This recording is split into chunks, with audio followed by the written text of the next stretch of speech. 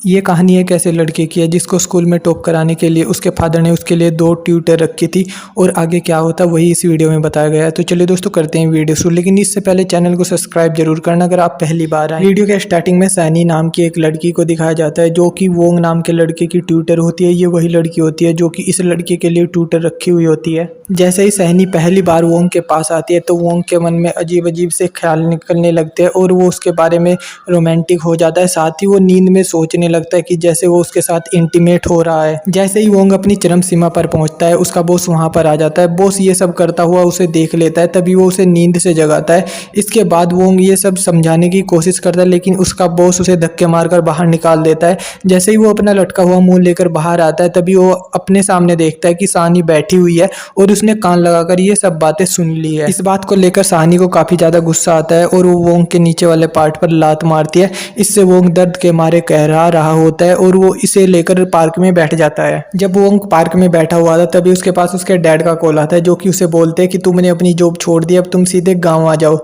गांव आने के बाद वो जैसे ही घर के बाहर पहुंचा है तभी उसका बापू पीछे से आकर उसका कान पकड़ लेता है। अब यहाँ पर वोंग डर जाता है कि घर जाने के बाद उसके अच्छे से पिटाई होने वाली है, लेकिन ऐसा कुछ भी नहीं होता। घर जाने के बाद उसका डैड उसको एक एसएससी की बुक देता है और साथ ही बोलता है कि अगर तुमने ये एग्जाम क्रैक कर लिया तो मैं अपनी सारी संपत्ति तुम्हें दे दूंगा, वरना तुम भूल जाना कि तुम्हारा कोई बाप ही था। इसके बाद वोंग जैसे ही पढ़ने बैठता है, अभी 2 मिनट भी नहीं होते, किताब उठाए वो फिर से अपने मस्टरबेट करने में लग जाता है और ऐसा करते हुए उसके डैड उसे पकड़ लेते हैं। क्योंकि वोंग उनका इकलौता बेटा था इसलिए उसे वार्निंग देकर छोड़ देते हैं। अगले दिन मीसो नाम की एक लड़की उनके घर ट्यूटर के रूप में आती है। एक्चुअल में वोंग के डैड ने ही वोंग को पढ़ाने के लिए उसे हायर किया था। मीसो को देखते ही वोंग के मन में अजीब अजीब से ख्याल आने लगते हैं। उसके डैड मीसो से बोलते कि अगर तुमने इसे एग्जाम में टॉप करा दिया तो वो तुम्हें मुंह मांगी रकम देंगे। इसके बाद चूंकि मीसो थक कर आई होती है इसलिए वो कपड़े चेंज करने के लिए बाथरूम में चली जाती है। तभी वोंग के डैड उसे चुपके से दरवाजे से पर जाकर देखते हैं। ऐसा देखते हुए वोंग वहां पर आ जाता है और उसके डैड हड़बड़ाहट करके वहां से भाग जाते हैं। उसके बाद वोंग भी दरवाजे से झांकने लगता है, तभी मीसो दरवाजा खोल लेते, लेकिन यहाँ पर वोंग हड़बड़ाहट में बच जाता है।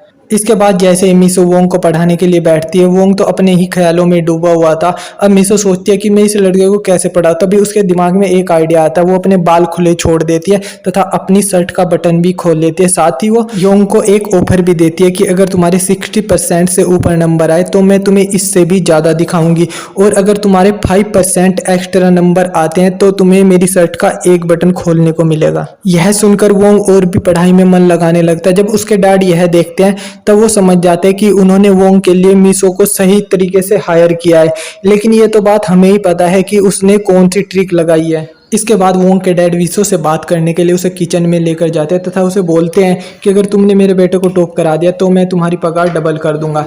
ऐसा सुनकर मीसो काफी ज्यादा एक्साइटेड हो जाती है और बेहोश होने का ड्रामा कर कर वोंग के फादर की बाहों में गिर जाती है। तभी वोंग भी वहां पर पानी पीने के बहाने आता है और वो मीसो को लेकर अपने रूम में चला जाता है।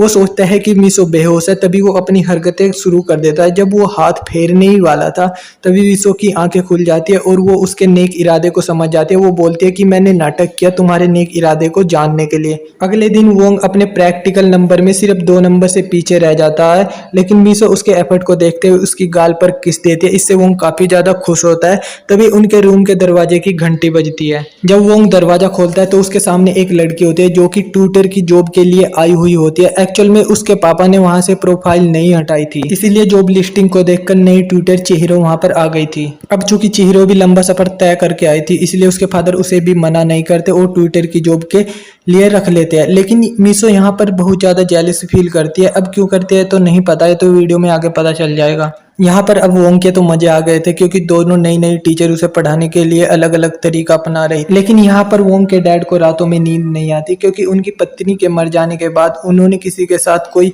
सेक्सुअल रिलेशनशिप नहीं बनाया और घर में अब 2 जवान लड़कियां, तो ऐसे में उनका रात को बेहाल हो रहे थे।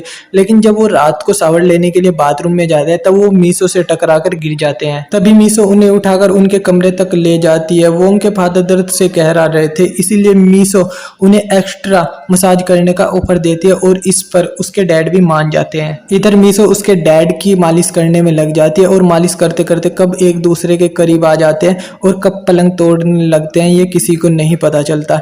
इसके बाद जब दोनों बैठे हुए होते तब मीशो उसके डैड से पूछती है क्या तुम अपने बेटे के नाम पूरी संपत्ति कर दोगे। इसके बाद वोंग के डैड बोलते हैं कि हाँ, लेकिन जब ही करूंगा जब ये टॉप आएगा। इसके बाद मीशो बोलते हैं क्या तुम आधी संपत्ति मेरे नाम नहीं कर सकते। इसके बाद क्योंकि उसके डैड उसके साथ सेक्सुअल रिलेशनशिप में थे इसलिए वो वादा कर बैठते हैं कि अगर वोंग एग्जाम में टॉप आता है तो वो आधी संपत्ति मीशो के नाम कर देंगे। इसके बाद चिहिरो और वोंग बैठे हुए थे तभी वोंग उसे पसंद करने लगता है क्योंकि जो चिहिरो थी वो कुछ कुछ सानी की तरह लगती है, इसीलिए वोंग उसकी तरफ अट्रैक्ट हो रहा था। लेकिन मीशो को ये सब देखकर जेलसी फील हो रही थी। वो वोंग के फादर के पास जाती है और उन्हें बोलती है कि वोंग अपनी पढ़ाई में ध्यान नहीं लगा रहा, वो हर टाइम चिहिरो को ही देखता रहता है। ये सुनकर उसके फादर को भी चिंता होने लगती है और वो उसे बोलते हैं तुम टेंशन मत लो, मैं कुछ इंतजाम करता हूँ। इसके बाद वोंग के डैड वोंग के रूम में जाते हैं लेकिन तभी वोंग चिहिरो को किस करने ही वाला था कि वोंग के डैड उसे बोलते हैं कि चिहिरो तुम थोड़ा बाहर आओ। उसके बाद में उसे एक पैकेट देते हैं और बोलते हैं कि अब तुम इस जॉब को छोड़ सकती हो, मीशो काफी है वोंग के लिए। लेकिन चिहिरो को समझ नहीं आ रहा था कि उसे जॉब से क्यों निकाला जा रहा है। मीशो ये सब बातें कॉर्नर में खड़ी होकर सुन रही थी। चिहिरो बिना कुछ कहे वो पैकेट लेकर वहां से चली जाती है। जब वोंग को ये बात पता चलती है तब वो अपने डैड से बोलता है कि अगर चिहिरो यहाँ से गई तो वो एग्जाम देने ही नहीं जाएगा। इसके बाद वोंग के डैड वोंग को एक तमाचा मारते हैं। इसके बाद वोंग बाहर बैठा हुआ था तभी वहां पर चिहिरो अपना सूटकेस लेकर आती है। इसके बाद वोंग उसे बोलते हैं कि तुम अंदर जाओ, तुम्हें कहीं भी जाने की जरूरत नहीं है। इसके बाद चिहिरो बोलते हैं नहीं, मुझे यहाँ से जाना ही होगा, मुझे आशा है कि तुम अपना एग्जाम जरूर टॉप करोगे। दूसरी ओर वोंग के डैड को भी पछतावा होता है कि उन्होंने भी कहीं ना कहीं कुछ गलत किया है। दूसरी ओर वोंग भी अब काफी ज्यादा पढ़ाई में लग जाता है। वो एडी चोटी का जोड़ लगाकर पढ़ने लगता है। फिर एक दिन एग्जाम का टाइम आता है और वो लखनऊ एग्जाम देकर आता है। फिर कुछ दिन बाद उसका रिजल्ट आता है जिसमें कि उसने एग्जाम में टॉप कर लिया होता है। इस बात से वोंग के डैड काफी ज्यादा खुश होते हैं। साथ ही वोंग भी चिहिरो के पास जाता है कि उसने भी एग्जाम में टॉप कर लिया है। इससे चिहिरो काफी ज्यादा खुश होती है। वो भी उसे रिजल्ट का इनाम देने के लिए ओओए के रूम में लेकर जाती है और वहां पर दोनों पलंग तोड़ करते हैं। जैसे ही हम उन्हें पलंग तोड़ करता हुआ देखना चाहते हैं उसी टाइम डायरेक्टर फिल्म की एंडिंग कर देता है।